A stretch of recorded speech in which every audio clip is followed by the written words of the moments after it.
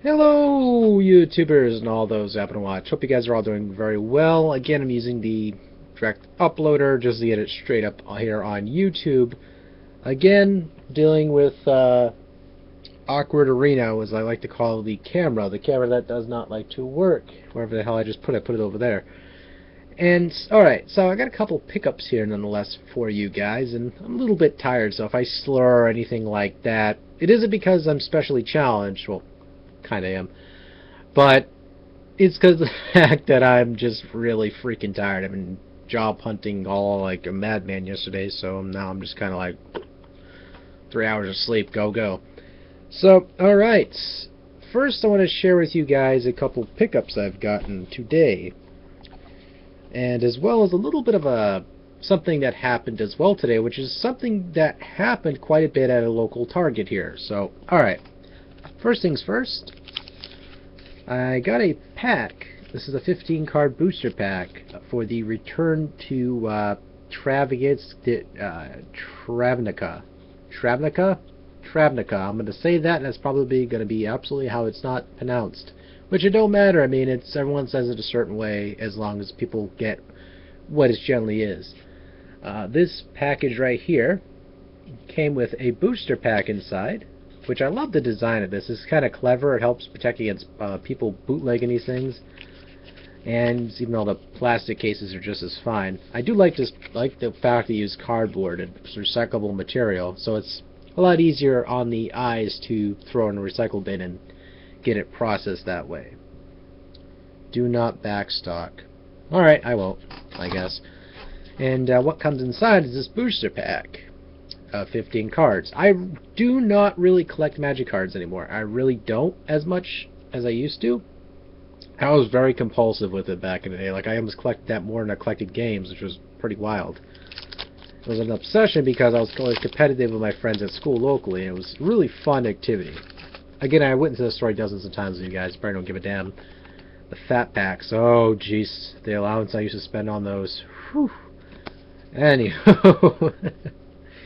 So, first things first, the cards are quite different, or they have a couple new rule sets to these, and these are very familiar along with the 2013 game that they came off with the Magic the Gathering series, which is a pretty decent game. There's a couple drawbacks. I wish you can customize literally your own little deck and confine it to what you want it to be with specific cards and all that. Kind of like how the original card MMO they came out with back in the day, which was a free online thing. It was like a basic, and there was like a premium version, which you get every single deck underneath the sun. But, anywho, they give you, your basic lands, a couple commons, which all these cards are surprisingly very well made.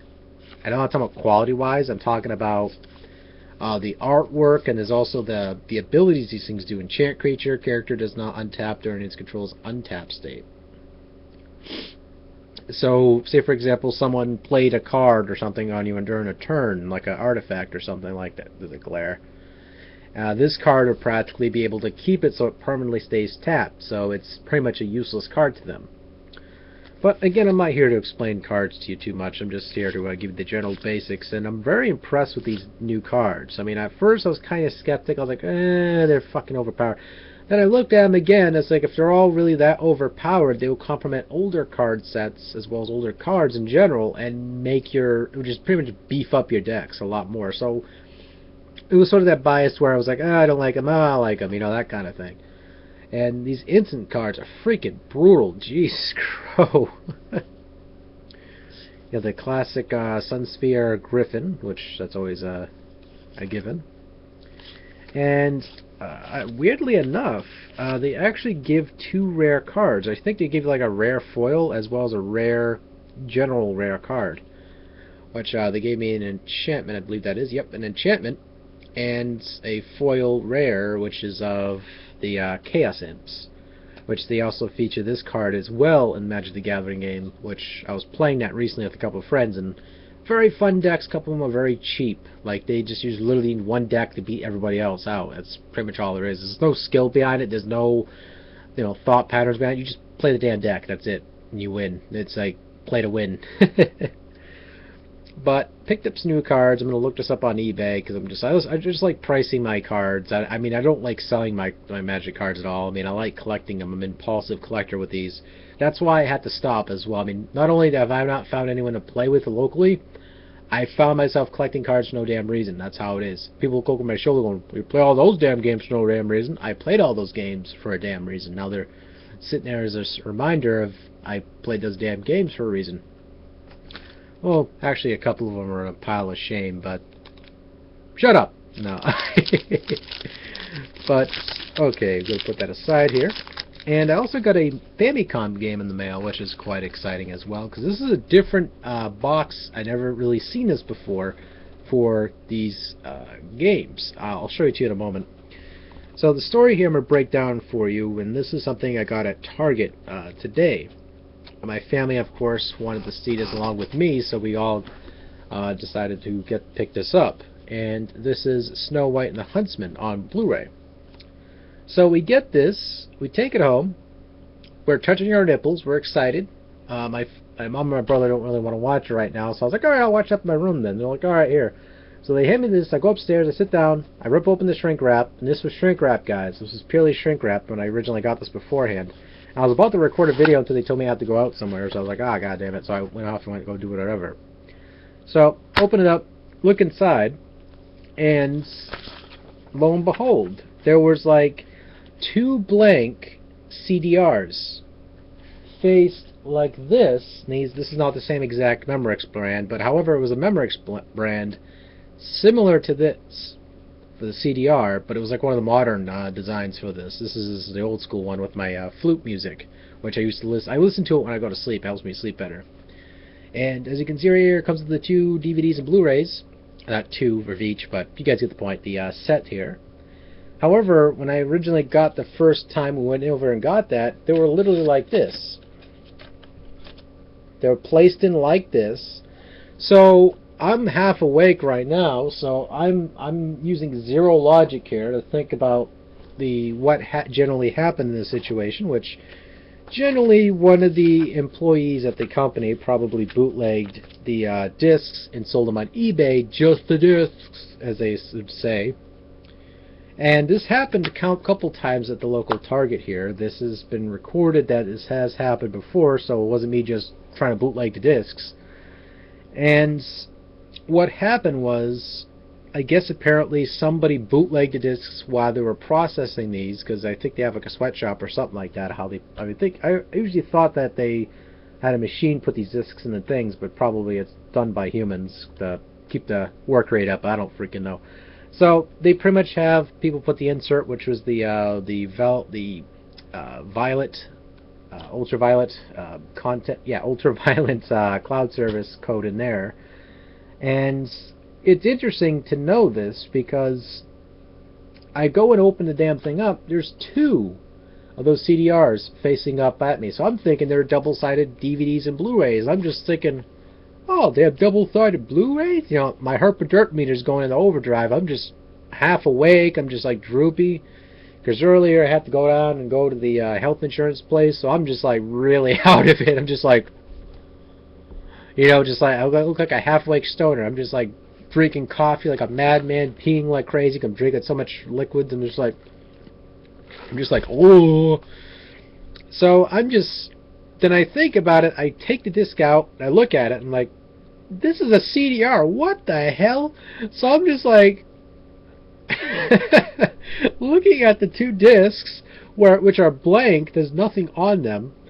Granted, it had the insert for the ultraviolet in there with it, so I'm just like, huh. So I take the shrink wrap, go downstairs, show my brother and my mom, and they're just like, what the fuck? So we're all just sitting there going, brrr. So my mom goes, Daniel, we'll call up Target and we'll resolve this. We're going to get this situation handled. So I'm like, it's better you than me, girl. Call them up. You know, so we grab the receipt. We go down to Target. And we get the exchange. They only had 1 copy of this left. Which I've heard it's a mixed review for this. I mean, it's both good and not as great. Like, some people got bored with it. But I wanted to see it. I saw this music video. It was Breath of Life. It was Fairlene plus. It's called Fairlene plus the Machine, and the music video is really awesome. Like, it's a really epic sounding song, which I posted on my Facebook beforehand the other day, a couple days ago, and it blows my soul. I always listen to this song now. It's just like it has to be in my routine. I listen to it while I'm listening to it right now. I'm not gonna let you guys hear it because I'll get in trouble and all that crap. So I guess I'm kind of getting away with the fair use of showing this, but past that, you know, it has that chick from freaking Twilight, which she has no emotion when she does any acting whatsoever. She's just kind of like me when I'm looking blank and tired. Like, you know, the Queen is hot as hell, man. I would let her turn into a bunch of ravens and eat me up. But that's the Queen right there. Oh, good lord. Sorry. Oh, and that Huntsman as well. Those two axes. No, I'm kidding. Though he was Thor, so I would probably let him lay me once or twice. Even though I'm not even gay, it would just be like one of those mutual heterosexual situations. It would just be like, all right, bro, get it over with. Just do it quick. I won't feel it. So I'm gonna be watching that a little bit. And while I was at Target, I picked these up. And I don't give a damn if I'm not trying to be mean or rude to anyone's opinions, but I don't care what anyone says. These are freaking cool. These are freaking cool. These slippers are freaking cool. And I picked these up generally because I don't have any flip-flops or slippers. So I like to walk around the house with my feet warm, especially when it's especially cold this winter. It's like freaking cold. Like, people, I don't know what is going on with everyone's mind around here, but they leave doors open and windows open. And I'm getting like third-degree burn, like frostbite on my damn toes because everyone wants to leave the damn windows open. So we're just sitting here, minding our own business, freezing our asses off. You know, that's just how it is generally. People up in Canada are going, you guys haven't seen nothing yet, dearie. So, you know, you guys can drink your bagged milk, have like 30 feet of snow, and I'll sit here and be freezing. How about that? You know, your atmosphere is a lot colder than mine, I agree. But you guys can enjoy your bagged milk, okay? No. But the flip-flops actually fit me quite well. These fit me. These actually my size, which is weird, finding them on the clearance rack. But I like Angry Birds. I think it's a pretty good application game, and especially for free on the Google Chrome, it's even better.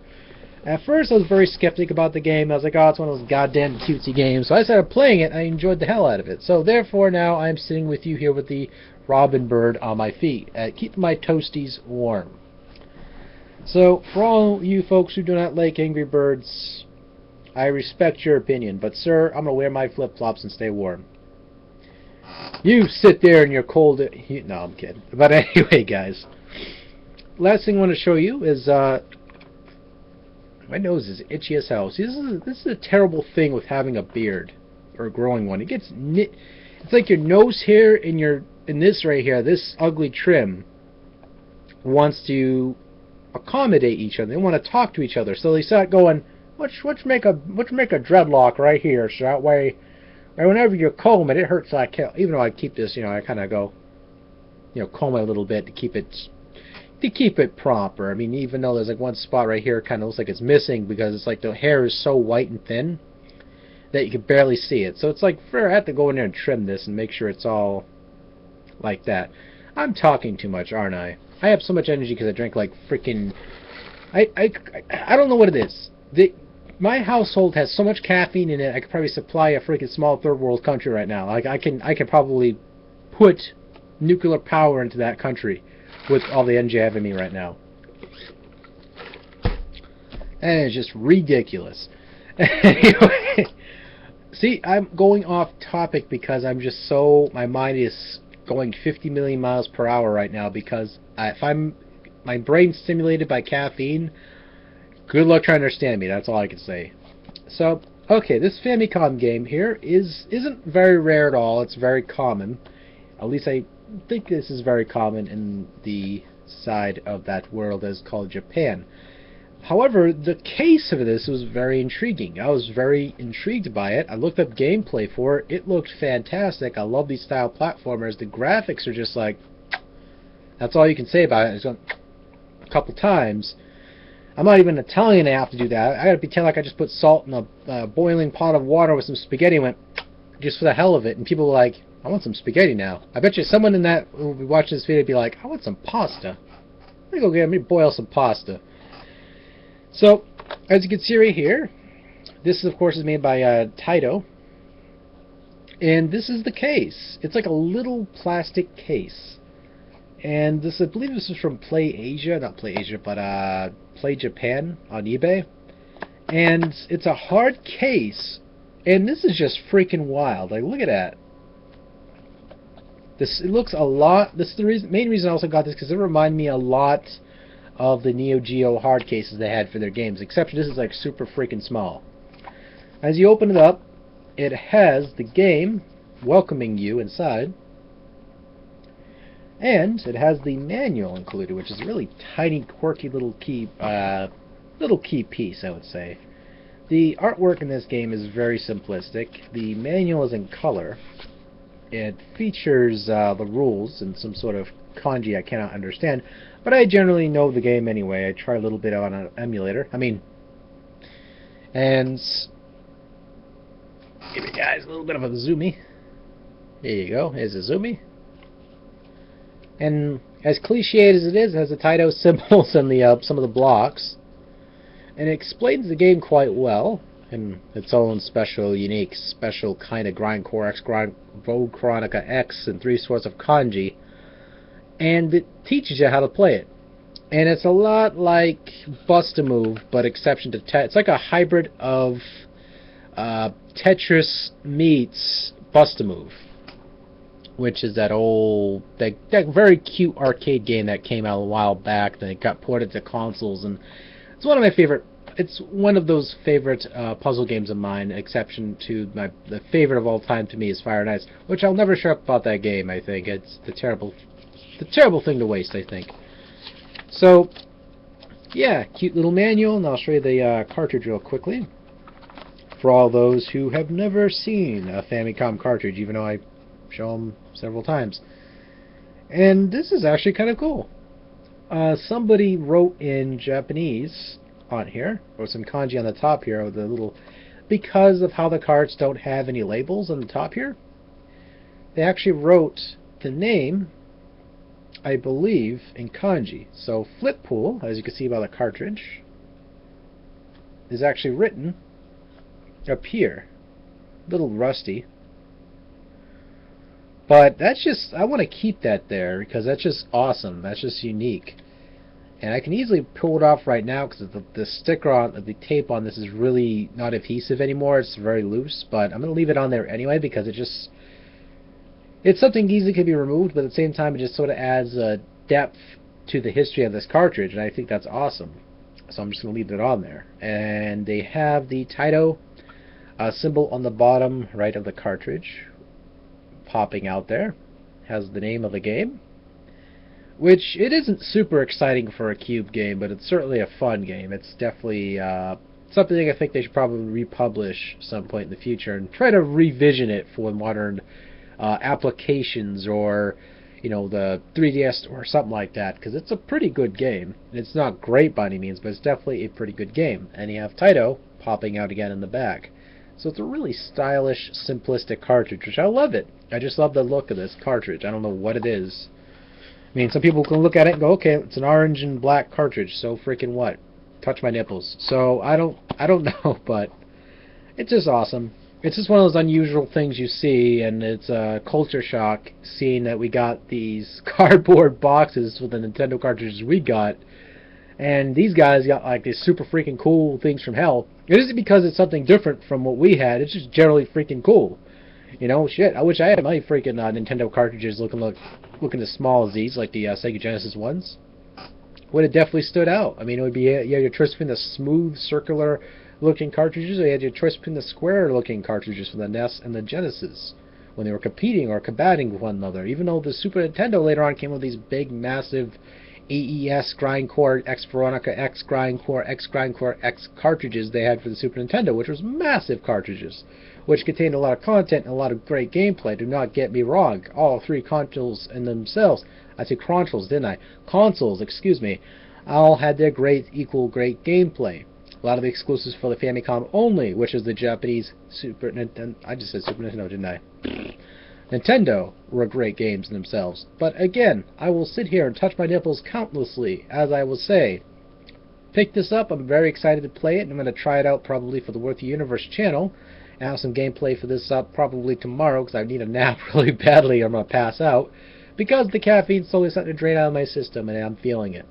But anyway, hope you guys enjoyed this video. Sorry it was so freaking long. 20 minutes long. Holy crap. I need a break. But anyway, thank you guys so much for watching. Take care, and thank you for listening if you stayed here for at least for the 20 minutes. Whee!